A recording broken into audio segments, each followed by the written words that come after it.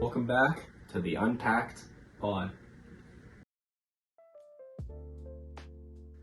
At the start of the novel, the boys attempt to recreate the world they came from. They establish rules, elect a leader, and use the conch as a symbol of order and democracy.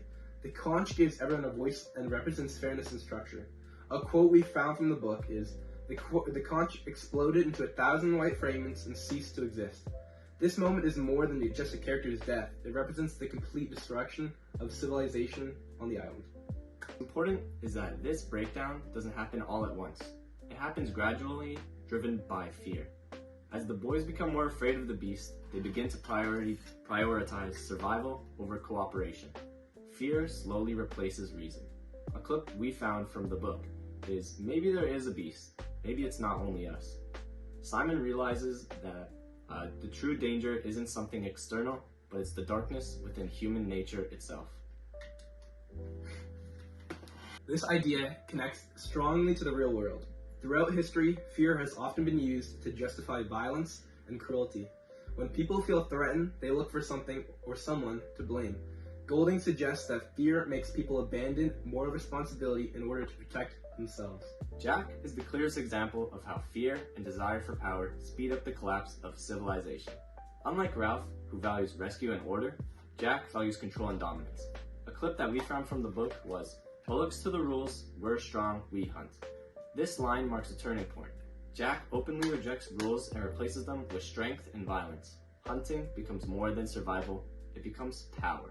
Jack's leadership style reflects real-world authoritarian systems. When leaders convince people that strength matters more than fairness, rules and rights disappear. Golding warns us that civilization doesn't collapse because people are evil. It collapses because people choose power and security over empathy. Simon's death is one of the most disturbing moments in the novel.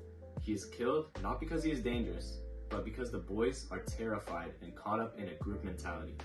A clip we found from the book was, the beast was on its knees in the center, its arm folded over face. In this moment, the boys don't see Simon as a person. Fear completely overrides morality, and they turn to killing him. This connects to the modern examples of mob mentality, including riots, bullying, and online harassment. People often do things in groups that they would never do alone. Golding shows how individual responsibility disappears when fear and group pressure take over. Piggy's death represents the final loss of logic and reason on the island.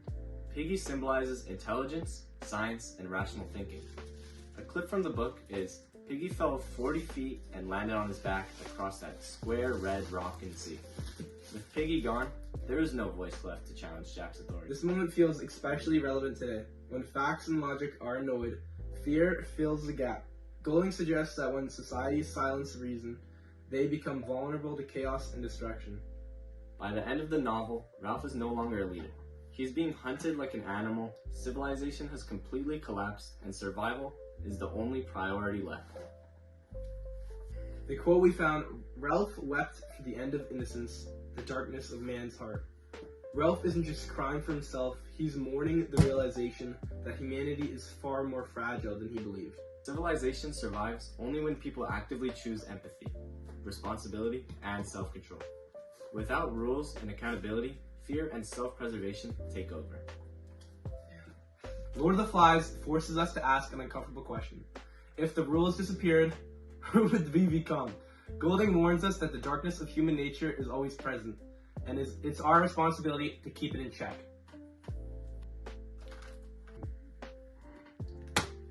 And that is a wrap to our Unpacked pod.